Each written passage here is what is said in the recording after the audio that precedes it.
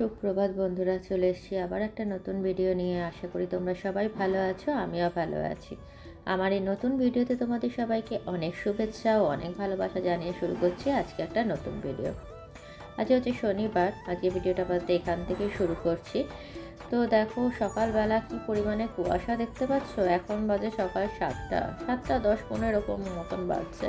তো কি পরিমাণে কুয়াশা দেখো। আমাদের সামনেটাতে অত জঙ্গল, অত গাছ রয়েছে, অথচ কিচ্ছু দেখা যাচ্ছে না। কি পরিমাণে কুয়াশা, বাপরে বাপরে সামনেটা। তো মানে কি বলবো, তেমনি ঠান্ডা ঠান্ডা। আজকে সেই রকমভাবে ঠান্ডাটা লাগেনি, কিন্তু ভালো মতনই ঠান্ডাটা ছিল আর কি। তো দেখো আজকে ভিডিওটা এখান থেকে শুরু করে দিয়েছি। এই দেখো ভাইয়ের গাড়িও চলে এসছে। ভাই এবার গাড়িতে উঠে গেছে, এবার চলে যাচ্ছে, বেরিয়ে যাচ্ছে, ও অফিস চলে যাচ্ছে। আর এইদিকে দেখো বাবাও বাইরে গেছিল, ভাই বেরোলো সেই জন্য। তো কি কুয়াশা দেখো, এই সময় যেন 9:30 বেজে গেছে। ভাই যখন বেরোলো তখন 8:40, সেই রকম সময় তখনও অত কুয়াশা।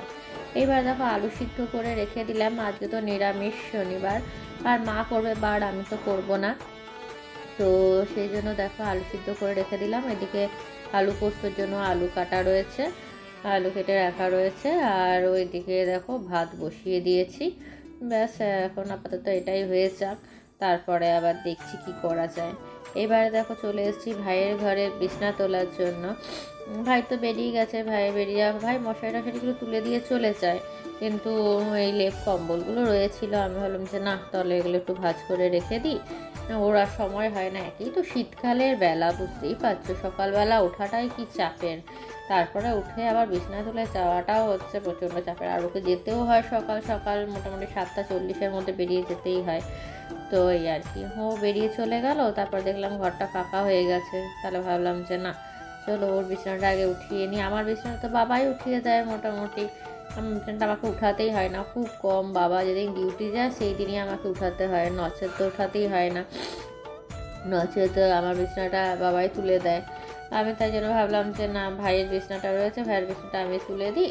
তারপর আজকে তো রান্না বান্নার চাপ নেই অতটা, আর বাকি মাই করেছে আজকে, সেরকমভাবে আমি কিছুই করিনি। সেই জন্য ভাবলাম যে না, আলু পোস্তটাও মাই করেছিল, পরে আমি করিনি। আলুটা কেটে রেখে দিয়েছিলাম, পোস্তটা বেটে দিয়েছিলাম, মা নিজেই করে দিয়েছে, বললো যে থাক আমি করে দিচ্ছি আলু পোস্তটা। ঠিকই আছে। তাহলে এইসব টুকিটাকি কাজগুলো আমি সেরে নিই, কারণ মায়ের শরীরটা তো খুব একটা ভালো নেই যে মা এত কিছু করতেও পারবে না।